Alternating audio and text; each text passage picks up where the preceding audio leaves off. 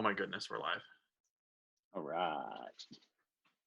Just wait for the playback when the face I'm making as it goes live is just perfect. That's funny. Okay. All right. Cool. So we're live. Yeah. Good morning, Facebook All world. right. Good morning, Facebook. All right. We have Sean Hogue here as usual. What did you do? Sean is apparently broke something. So episode 2, guys, of the live Q&A. Again, bring your questions about business, about marketing. We're going to keep repeating that as some people jump on here. Yeah, I hope everyone's staying safe. I hope everyone is surviving being stuck in the house for another couple weeks here. Hang in there. We're going to make it. We'll get through this. Sean, how you holding up? Yeah, I am very, very extroverted, as comes to no surprise of anyone that knows me. So it's been kind of interesting to think about that, just because kind of before all this, definitely introverts were forced to live in an extroverted world. Mm-hmm. And now I'm an extrovert being forced to live in an introverted world, and I am able to empathize a little bit more with introverts. Yeah, Not welcome that to our world, Sean. Welcome to our I world. keep it this way, but yeah. So I'm doing about as well as you do when you're out in a crowd somewhere. Yeah. Okay. Well, I'm sorry to hear that. Yeah. It's been. I'm ready for some human contact. Yeah, but like a crowd that I couldn't leave, though, right? Like that's the Oh, bring problem. it. Is not that I would be in a crowd, but in a crowd that I couldn't leave. So, all right, guys. So we have again our second episode of the Facebook Live Q&A. Bring your questions, business, marketing, communication, entrepreneurship, whatever it is. We'll give you our opinion on how we would handle the situation. Again, we're just trying to figure out as a business how we can help other businesses kind of navigate all the uncertainty that's going on in the world right now. So put your questions, if you brought questions, put them in the chat and we will get to them. If you feel like we missed your question, there's a possibility that we did. So don't hesitate to throw it in the chat again if you put it in there and you feel like we missed it. So Sean will grab those questions. He will read them to me and I will take my best crack at answering them for you. So cool. For anyone that is interested in getting updates about the show, we set up an email list specifically for this. It's going to be at ghostcreativ.com/live. We can throw that in the chat at some point, but really what we'll do there is we can send out email reminders about the show, but I don't think that's the biggest thing. We're going to send out, we'll send out the video of the show if you missed it, and just provide some other resources based on the questions that are coming up. We can provide some resources that are specific to the questions once we start to see themes in the questions. So yeah, I think that's about all we have. So again, guys, if you just joined us, welcome. We'll be taking the questions in the chat, so feel free to throw a question in the chat at any time, and Sean will grab it and read it to me. Perfect. Are we ready to kind of kick this off? Yeah, I think it's 9 o'clock. Let's wait another minute or so just to I know that if anybody out there is like me, if it starts at 9, they will come at about 9:03. So we'll get people another minute or so. You and I are very, very different. I am the kid that goes up 45 minutes before an event and sits in the parking lot across the street because I am just so excited for something to happen that I obviously have to be there 45 minutes early to be the first one. So. Yeah, that is not anybody that worked with me. I'm not normally late, but I'm also not normally super early. So it is what it is, right? Consistency is the key, right? Consistency is the key. So every Tuesday and Friday, we'll be doing these shows, and I'm consistently there at 1 minute before I'm supposed to be. So you know what to expect, right? Yeah. All right. Good to know. We'll know that I've been waiting for a half hour. That's actually all right. We have questions, Sean? Yeah. Are we ready? Yeah, let's do it. It's 9:01. Let's do this. Let's get started. Let's kick off. So a question that I think has a lot of layers to it, so I'm really excited about this one, is we don't really know what the economy is going to look like kind of coming out of this, but it's not looking super promising. There's been a lot of Right. people laid off. Um, we really just don't know what it's going to look like. So how can we kind of set ourselves up as a company to be to be a company that people want to buy from coming out of this? Sure. Um, so I think the biggest thing, and this is going to be a theme that keeps coming up, but we have time, right? Like forever, we said we didn't have time. There's all kinds of strategic business things that we should have been doing, but we were so busy scrambling, trying to run day to day that we didn't do those things. We put them off sometimes for years, right? And so this is an opportunity to step back and say, let's do some of that strategy and planning while we have the time to do it. Now, the hard part is going to be, how do you plan in the middle of panic, right? And so I think the first step is, before you can really do anything clearly, you have to kind of get your feet on the ground and say, how can we get out of panic mode? And how can we actually think clearly, set aside some time to think clearly about planning and strategizing what this is going to look like. And for a lot of businesses, quite honestly, to survive, they're going to have to look a lot different coming out of this than they did going into it. That's the only way they're going to survive. And I think the way you do that is you actually sit down and spend some time planning and strategizing. Sean, but when we're working with clients, we're trying to think 3, 6, 12 months ahead. Yeah. And even if you were doing that, guess what? Your 6 months from now doesn't look like what you thought it was going to look like. And that's okay, because now is the time that you can sit down again and do it. The problem with a lot of business owners, I think, is they never do the planning and strategizing. So now, if you've never done it, in the middle of uncertainty and panic, trying to figure out how to do it and doing it is very difficult. The good news is we live in the internet age, and there are tons of resources about putting together plans and strategy. The other thing is, I think this is a time where we really need to dig into, how do we help people, not how do we sell people.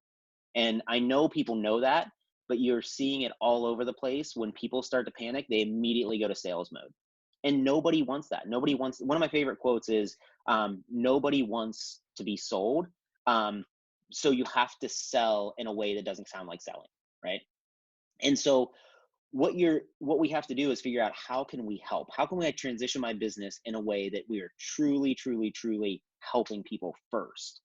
And then they will want to pay you money, because the sales thing is not going to work, especially when the economy is bad, right? When you don't have money to spend, you don't want to sell to this, you don't want to buy from the sleazy sales guy. It's just the reality. So can we? I think there's a lot of really good stuff there. So can we dissect that a little bit more? Sure. And can you give just an example of, first, the kinds of things that people should be planning now? So now that you have some space to plan some things, what kinds of things should you be thinking about, and how can you find more on how to think about those things well? And do you have a good example of, I'm going to put you on a spot, of a business that's done something to kind of help people that's still like business focused? I'll need you to clarify that last part a little bit, but I'll start with Yeah, the yeah, other go for things. So the kinds of things that I think people should be doing is, one, setting written goals. Or not, they don't count until they're written down on paper. So you it. can say that you have clear goals and objectives. If you didn't write them down, you actually don't, because there's something that happens between our mind and our hand that forces us to have clarity when we write things down. So number one, write down your goals and objectives. If you don't have them, if you can't pick up a piece of paper or go to a file on your computer today and read them out loud, you're not done. Write them down, put them in a document somewhere. That's first, because if you don't have those, you have no direction, right? It's like going to the airport and jumping on a plane, and they're like, "Where are you going?" You're like, "I don't know, just jumping on a plane." Well, you're going to end up somewhere, but you have to have those goals and objectives. That's your target. So number Yeah, one, if you don't have those written down, write them down. No excuses to not do that, right? There's zero excuses right now to not have written goals. The second thing is really just thinking about how you can create more products and services for your customers. So Sean and my wife both get tired of me quoting Seth Godin, but one of the things he says is, stop thinking about how to get more customers for your products, and think about how to get more products for your customers. This time is a prime example of that. And what is going to happen is, if you start thinking about that now, it's going to serve you well even outside of the whole pandemic, right? So the idea is, if you know who your customer is, figure out more ways to serve them, more services to offer, more products to offer. And there's some businesses doing this really well. But that's the idea. And now is the time to do that, because again, in the current moment, what that does is it gives you another opportunity to serve someone and sell a product or service, right? But also, coming out of this, you don't have to take that new product or service away when you go back to the old, to offering your previous services or products as well. Companies that are doing this well, can you clarify the last part of the question? But yeah, so I think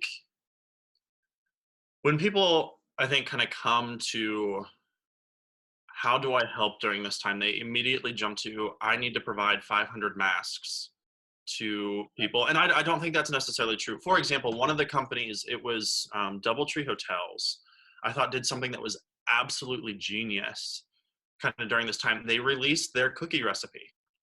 And so you can now at home make the cookies that you get when you walk in, like you get that warm cookie when you walk into their hotel. Well, now you can make that at home. And I think there's just so many layers to why that was so smart. Is one, you're providing an outlet for people to be to do something at home as a family. You can go make cookies that are really, really good, but you're also being reminded of the hospitality of Doubletree. And so they're staying top of mind. And so there's kind of this twofold, like I'm also serving my customers well, but I'm also reminding them of my business and why my business Yeah. exists. And so it doesn't have to be this I'm out to save the world kind of gesture, but you as a company can still add value to people's lives right now while also reminding them of your business and what your business stands for. And so do you have anything kind of like that that people can kind of lean into, where you're not out to cure corona, you're simply just trying to add value to people's lives right Yeah, I don't think I have a specific example, but I think it's the mindset that now? is so important, Yeah, right? So like, if you think about what Doubletree is doing, they are not making a dime off of giving their recipe away, right, right? yeah, But if, yeah, if anybody was here on the last Q&A, we talked about community. What they are doing is they're building community, right? Because now if I see that recipe, I might have never stayed in a Doubletree hotel, but I might be looking for a cookie recipe, and I come across this news story that says they released it, and I make those cookies, and those cookies are amazing. And now, whether I like it or not, I'm part of the Doubletree community, right? Because they did something for me for free, was not huge. I mean, it's cookies, right? It's not saving the world, it's cookies, maybe killing us. But the but the point is, they're not concerned about making money right now. They're thinking about how to serve people well. That's the key to all this, guys. For us to come out of this on the other side, the companies that are going to win on the other side of this are the ones that first and foremost care about their customers above making a dollar. And I say that knowing that that's really hard when you have mouths to feed. I'm in that boat, right? Like, we have to make money because I have a family to feed. But at the same time, I know that the best way for me to make money now is not to go beg all of you to pay me money. It just doesn't work. And it doesn't build community because it's transactional, right? Like, if you hire me right now to do work for you and you pay us, we're even. You paid me money. I delivered what I was supposed to deliver. We're done. There's no relationship. There's not community there. But instead, if we do things like this, where we're just trying our best to serve you guys and say, show up for free and we'll answer your questions, we're building community. That stuff lives long past coronavirus, right? And long past any sale. That's how you build rabid fans. That's how you build community, which is really the key to all of this stuff. yeah. Well, and no one's gonna be like, I'm not staying at Doubletree anymore because I can make their cookies on my own. As Right. it like that's no. Adding value to So people is never going to detract from their desire to be associated or even kind of purchase from your company. exactly. I want to dig into one more point on this, Sean, because this is where people Yeah, go wrong. They say, well, if people are coming for our cookies and we give the recipe away for free, then they're never going to come back. Well, first of all, they have to be smart enough to know that people aren't coming for the cookies. But the reality is, what we're doing right now, people could say the same thing, right? Like, you can ask me any question today about how to market your business, and I'll give you all the answers. Okay. And somebody out there is going to say, why would you do that? Why wouldn't you give them half the answer and charge for the other half? It's the difference between trying to make a sale and trying to build community. That's really the difference. And when you are stuck on making a sale, trying to build community becomes really difficult. If you can get outside of that and really focus on how do you serve people, give everything away for free. Give everything away for free because there's so much trust there. Somebody's going to run into a problem that they don't know how to solve, and it's going to be very obvious who they hire to solve that problem for. Yeah. Yeah. Yeah. All right. That's good. So I think a good kind of follow up, it's somewhat related, is how how can we kind of bring a team together to plan what happens after this? And so we have time and space, to think about these things, but how do I rally a team around that? Yeah. So this is where leadership becomes so important, right? And unfortunately, you're not going to learn leadership in the next week. So I hope if you've been out there running a business or you're involved in any role in a business, regardless of what your title is, that you've been honing your leadership skills, because now is the time where you're also going to see who the good leaders are and who the mediocre leaders are and who the bad leaders are, right? I mean, just the law of averages, there's going to be good, mediocre, and bad. Um, so rallying a team around it is really, I think the biggest thing is trying to get people to focus on what does the future look like? How can we identify opportunities now instead of looking at all the bad news and all the stumbling blocks? How can we identify opportunities? And it's really about leading people through that process, because the same is true for employees as it is for what I said about owners and leaders. Is it's hard to really, it's impossible to have clarity in the middle of panic. So if I, as the owner of the business, am not panicking, but all of my employees are, and I don't have the leadership skills to get them on board with the idea that, like, listen, guys, it's going to be okay. We can get through this. If I don't have the leadership skills to do that, I don't know what you do. I mean, at that point, you hire somebody. um, but that's really the key. Is this is where your leadership skills have to come out, and you have to get everybody to buy into, guys, we're going to make it through this. We're going to come out on the other side, and this is what we need to do to make sure we come out on the other side. And communication is so important here, because they have to hear this message over and over and over and over and over again, right? Like, your employees are not going to be in panic mode, and then you step in and say, guys, it's going to be okay, and they go, okay, I believe you, right? It doesn't work like that. We don't work like that as humans. You have to repeat it every day. Guys, this is our goal. Remember, we're going to come out of this on the other side. This is what we're doing to make sure of that. It's not just words, like, we're putting processes into place. All of those things where, I mean, this is true, like, leadership 101 when it comes to times like this. So let's pretend that we have someone watching right now who's like, crap, I'm in charge, but I don't know that I have the leadership to really get through this. Where would they start? Is there somewhere that they can turn to kind of, I know I need to up my leadership game, but I don't know how to do that? Yeah, I mean, Google, right? There's hundreds of thousands of YouTube videos on That's all. from people like John Maxwell that are like thought leaders in the leadership space, from Craig Groeschel, who's a thought leader in the leadership space.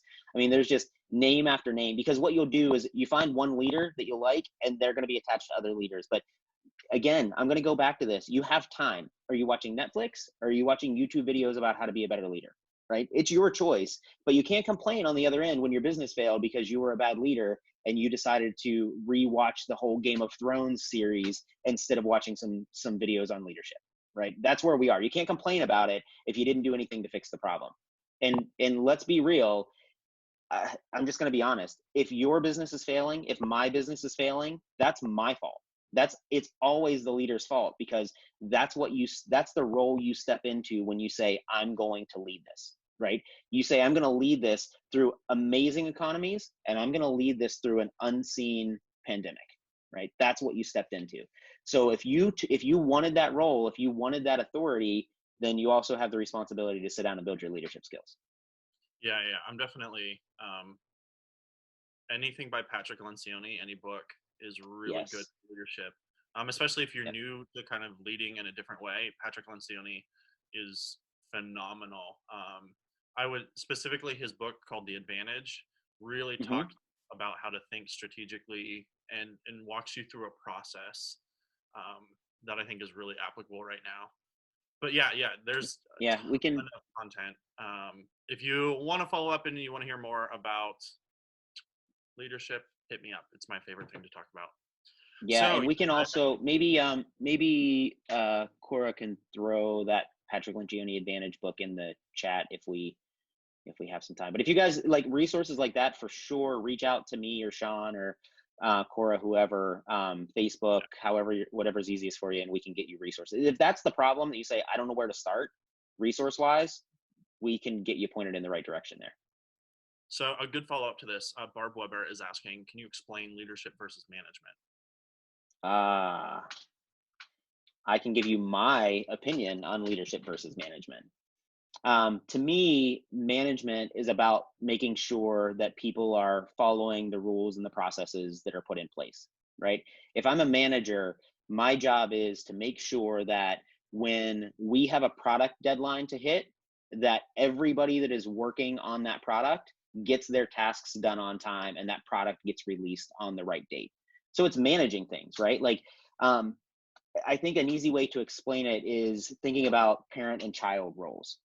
As a parent, there are times that I need to manage things, right? Like the kids need to be at school on time, right? So we need to manage them getting up on time. We need to manage them getting dressed. We need to manage that stuff and make sure that they get to school on time, right? That's a logistical issue. But in terms of leadership, when we're trying to make our kids productive members of society, you don't manage them into that. You lead them, right? You give them challenges and you help them overcome them, right? Like you're looking for skill sets that they're lacking and you give them opportunities to build those skill sets. It's really seeing the world with a completely different lens where as a manager, you're looking at, are we on track? Are we going to be tomorrow on track? And for me, for leadership, I'm saying, how can I develop everyone around me so that they are better tomorrow? Management is not about making people better. Management is about getting products out the door. Leadership is about making people around you better. Yeah. And so I definitely want to follow that up. I think there's kind of two tests that I've seen as to whether or not you can gauge, are you managing people or are you leading people? And it's, do you use a phrase, something similar to like, you decide? Are you telling the people around you on your team, when this happens, you decide, and letting them live out the consequences of that decision, good, bad, whatever that is? If you're not doing that, I don't know that you're actually leading. You're probably just managing. The other thing that I like to use as a test is, are you trusting the people around you with things of consequence? So when you're facing a critical decision and it has some consequence to your business, are you trusting that person to take it and to execute on it? Or is that something that you kind of tighten your grip on and say, no, I'm the leader, I have to hold on to this? Well, you're probably just managing at that point. And so, Yes. that's definitely I found that those two things kind of test, am I actually leading this situation, or am I just managing it? And if I can't say, like, you decide to the people around me, or if I can't trust them with something of consequence, then I'm really not leading them. Yeah. The other thing, Sean, I'll just add one more thing is I believe so heavily in servant leadership. I mean, Sean will tell you, I've said multiple times, like, I'm here to serve you, right? Like the way I look at it as the owner of the business, I'm a resource for my employees and I want to empower them to go do something. And then when they get really stuck, then they can come to me and I can help people get unstuck. And so I think leadership is really about serving the people around you really well, right? Setting them up, giving them opportunities to learn and to fail and to try stuff they've never tried before, and then be there to serve them well. If you're, to your point, if you're telling people what to do, you're managing. And there's a time and place for both. It's just you need to know when you're doing one and when you're doing the other and not confuse the two. Yeah, that's good. All right, so something a little bit more kind of marketing heavy is, how should we be using social media now that I have some time to do so? Yeah, more. You use it more, and by that I mean, so if you're not posting on social media, stay with me, 3 times a day, then you're not doing enough. You should be posting on social media 3 times a day. How long does it take you to record a 30-second video about something specific to your industry? Well, it takes you about 30 seconds. If you have to do 3 takes, it takes you a minute and a half. So you could record those videos. You could record 3 of them a day, okay? And it takes you less than 10 minutes. There's no one that's listening to this right now that doesn't have 10 minutes to create content today, okay? What you do have is a fear of creating content. And what you do have is confusion about what content to create. But how do you use social media? You use it a lot. Okay. Social media is still a numbers game. Yes, there's a quality factor, but the reality is, with so many people on social media, if you're not creating content and posting it 3 times a day, nobody's seeing your stuff. Okay. Your mom is seeing it. That's fine. But no one else is seeing it. Okay. So you have to create more content. It's the only way that you're actually going to get your message out into the world. And so I know I say, go create 30-second videos, and that's super easy. Where people really get hung up, and I just posted about this the other day, is what do I post?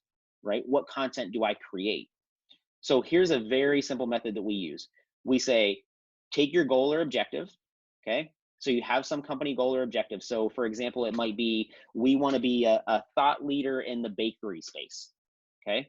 If you want to do that, if that is your objective, and we can argue whether that's a good objective or a bad one, but for the sake of argument, let's say that you say, I want to be a thought leader in the bakery space.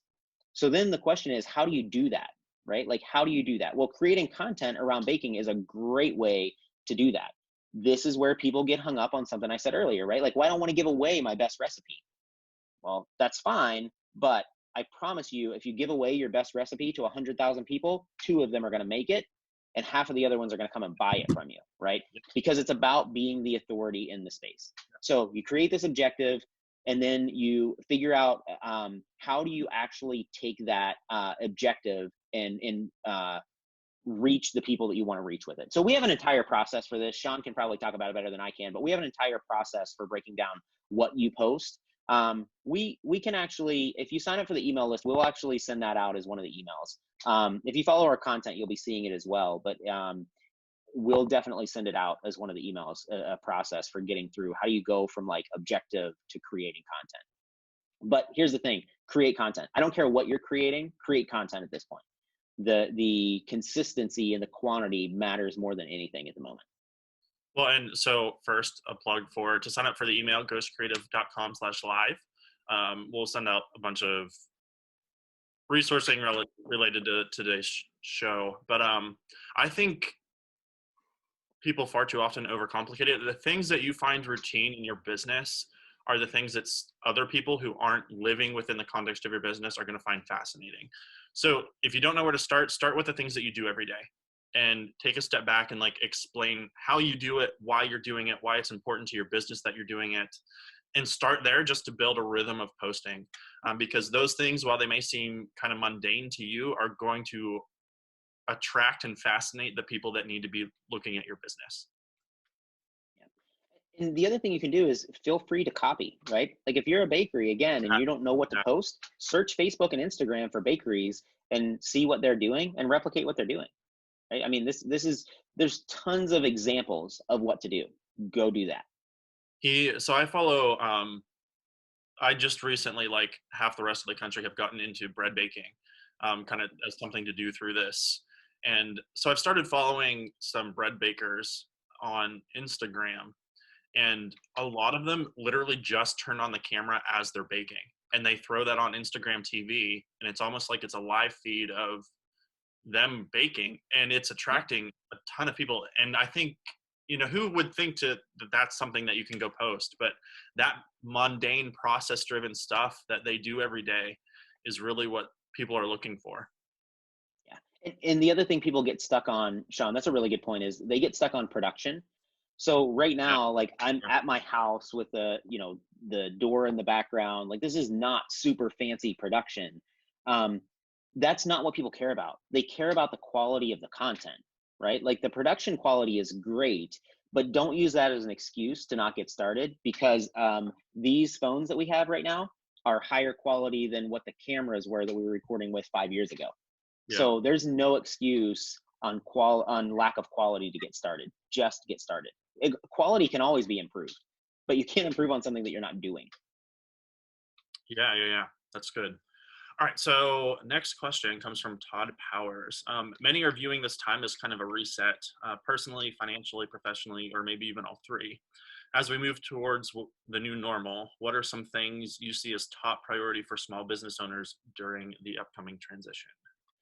Yeah, that's a great question, Todd. Thank you. Yeah. For business owners, I think at least the businesses, a lot of the businesses that we work with, they're very much thinking day to day, right? They're very much trying to get through the day. They're very much, at best, they're 30 days out. I think this is a fantastic time to start getting ahead, right? I mean, let's just take one example. Let's take content creation because we just hit on that. But if you're creating your own content, there's no reason that during this pandemic, you can't create 6 months of content, right?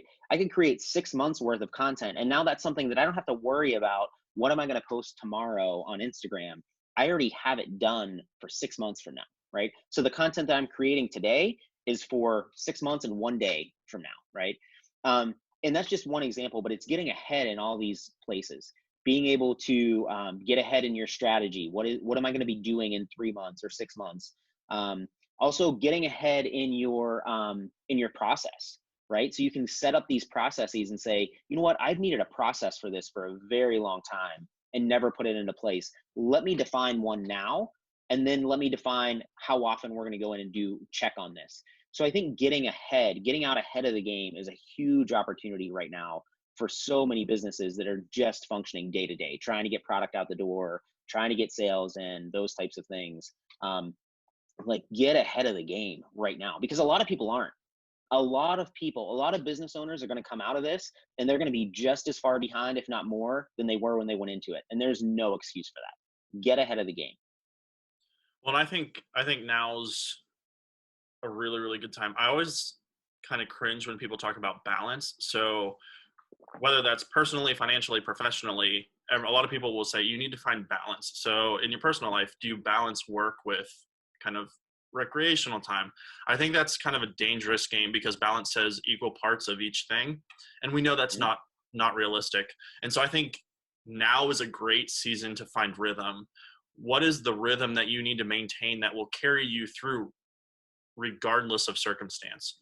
And so financially, if you've never had a rhythm of creating a budget and sitting down and managing finances that way, maybe now's the time that you start to build a rhythm that regardless of financial situation, having a budget and sticking to it will carry you through that. Professionally, if you've never brought your team together to identify how the market is changing and how businesses like yours are responding to the market, now's the time to kind of develop a rhythm of every other week or however often I'm going to bring this team together to specifically talk about this aspect of my business. Develop those rhythms now that will carry you through whatever the new normal looks like. Because we don't know what that new normal is. So it's hard to be like, yes, this is the one thing that you need to do to prepare for it. I think it's more figure out the rhythm that will carry you through regardless of what it looks like. Yeah. Yeah. This pandemic has really amplified our time management skills. So if you were good at time management, this is fantastic because now all of those things you put into practice are probably serving you really well. If you were bad at time management, all the extra time that you have, there's no benefit to it, right? You're just going to spend it scrolling through TikTok or Instagram or Facebook, and there's really no benefit to the extra time.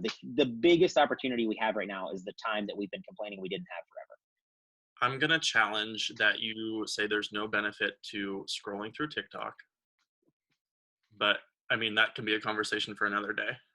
Fair enough. I mean, I was talking in extremes. Fair enough. Yeah. We're at 9:30, but I think this is a good question to kind of finish on. Okay. Comes from Max Weber. Josh, can you elaborate on the concept of creating new products for your current customers?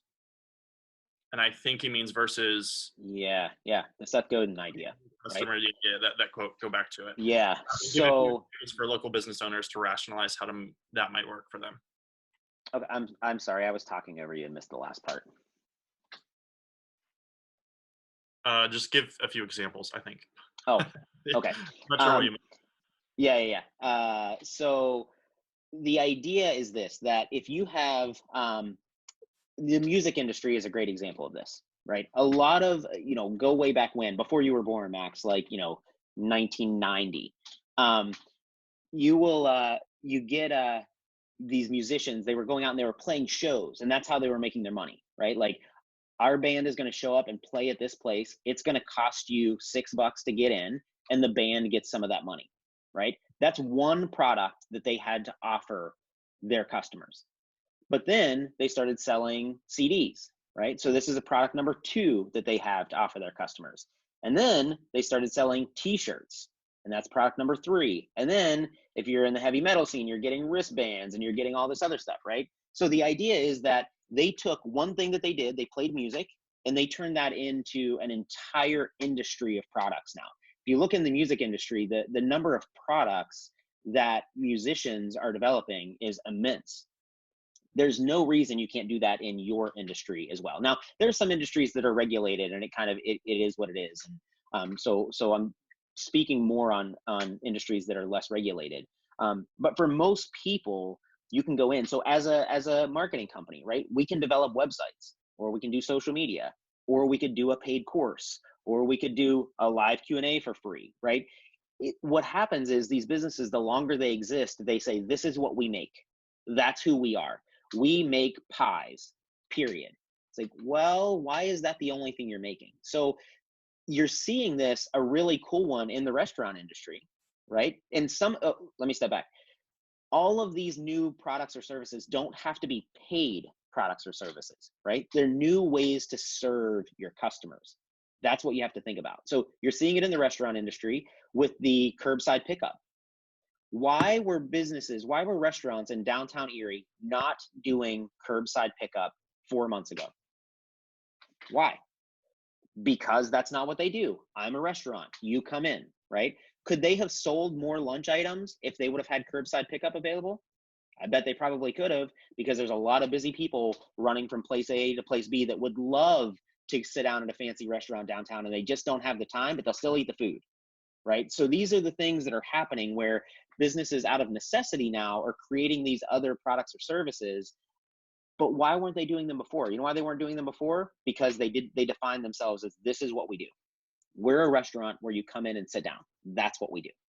Now, there are, again, if you sit down with your business and you say, I can't think of anything else that we could offer our customers, one of two things. First, contact us, because I bet we can come up with some ideas for you. Number two, are you really in the right business? Because if you're in a business where you say, I'm passionate about this and I can't think of a single other way that I can serve my clients, I'm going to challenge you and question whether you're in the right business. Because if you know your customers, you can figure out other ways to serve. Yeah, that's good. I think it's worth taking a few extra seconds. You had a really interesting idea for hair salons. We were talking earlier in the week.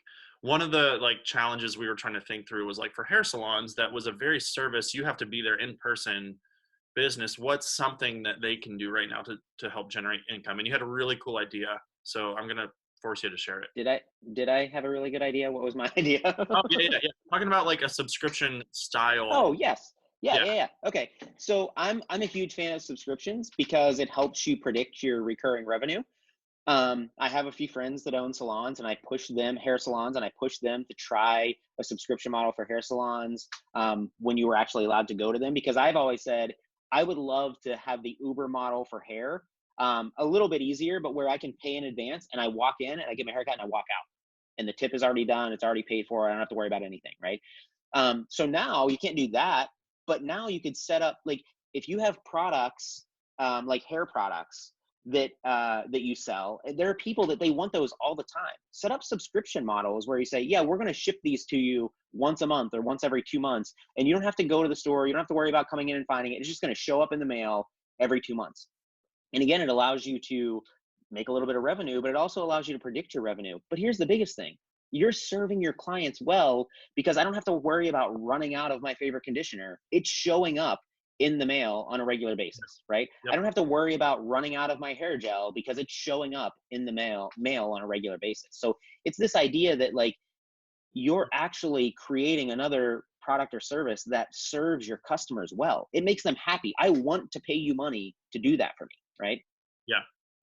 Well, and the really interesting thing is that salons are able to offer products that you can't get in the store.